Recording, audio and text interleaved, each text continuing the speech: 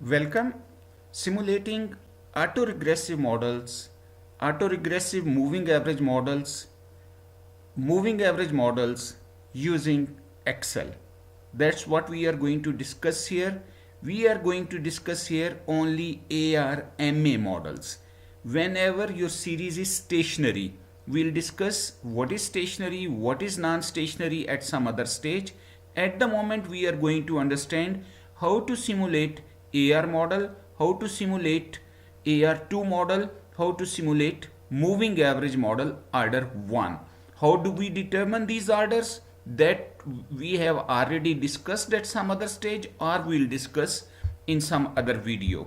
So first of all, I am going to generate normal random numbers. If you are using 2016 or updated version, you should write norm.s.inv, and if you are using previous version, you can write norms inverse. So probability, when I write rand inside this, it means it's generating random numbers between 0 and 1, and it's a probability, and now we'll get z values. So we just get 10 values here. I'll extend it later on for up to 100 values, and I'm going to generate AR1 model. AR1 model means autoregressive order 1. Auto means self. So you are regressing on its own past values. Since y1 is equal to 0.7 y0. Since we don't have y0 value, so we can use either average of these values, or we can use it as 0. So equal to 0.7 into y0. What is y0? Y0 we don't have. Plus ET. What is ET? This is ET. Equal to 0.7 times y1. No, this is y2. This is y2, and this one is y1. So you can use this y1. So 0.7 times y1 plus e2. And now you can extend it. So you see, what is this one? If you look at this, so this is 0.7 times y8 plus e9, or because you have 10 values, so 10 values will be here up to this. We just make it up to 2 decimal places.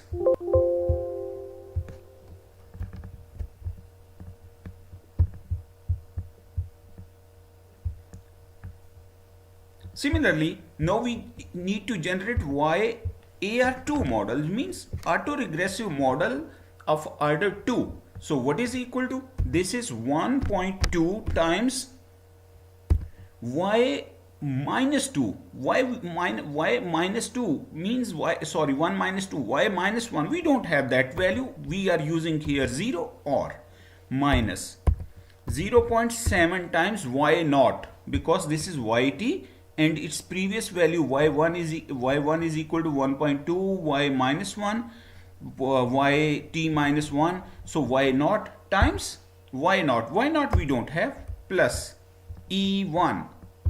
Okay, next, equal to 1.2 times, since it is y2, so this will be y0, and yt minus 1 will become y1. So this is 0 minus 0.7 times y1. What is y1? This is y1. Plus e2.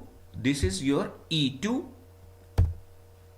And if you extend it, one more value, 1.2 times y1. No, this is y3. So yt minus 2 is y1. So this is your second leg minus 0.7 times y1 plus e3, and you can extend it. So next, moving average order 1. Moving average model means that your yt is expressed as a function of past errors or past innovations or past disturbances. It's not the same as central moving average. So we'll discuss it at some other stage. Again, the same concept, but this moving average should not be confused with the one which we use central moving average as in my previous Excel video. So ET. So again, ET is E1.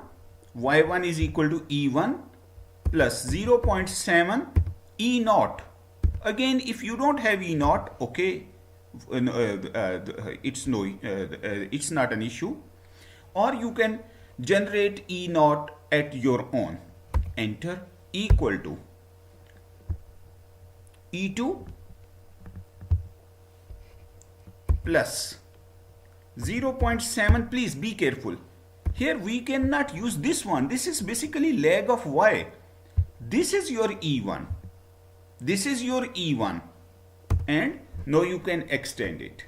So you can extend it when you have this angry black rabbit.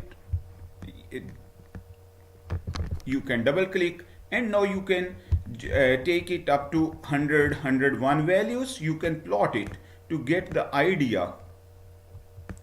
101, and now we can just double click it and we can get the same values here. This is AR1, this is AR2. I'm going to complete it. Just one more thing. No, you see, I'm going to plot this one. Alt N1. I have plotted this one. So this seems you see a stationary series around mean 0 and okay. But if I change this 0.7, if I change this 0.7 to 0.98, what happens? You see, this series is start converging towards.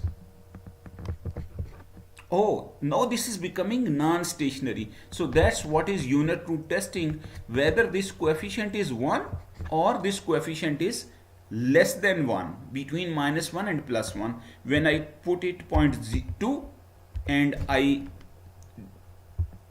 do it for whole data, it looks quite stationary. When this value 0.2 goes towards 1, it becomes non-stationary. When it becomes towards close to 0, it becomes stationary. So now you can have this one, and control tilde will give you the formula. So this is the formula. Control, if you press control tilde, you'll get this, and if you want to go back, you can have. We'll discuss this simulation using R as well, and how to estimate, how to make parallelogram, how to make autocorrelation function, partial autocorrelation function to diagnose whether it is AR1 model, whether it is AR2 model, because you will be given data and you have to guess whether it's AR1, whether it's AR2, whether it's MA1, ARMA11. Those that we'll study in our coming videos. Thank you for watching. Take care.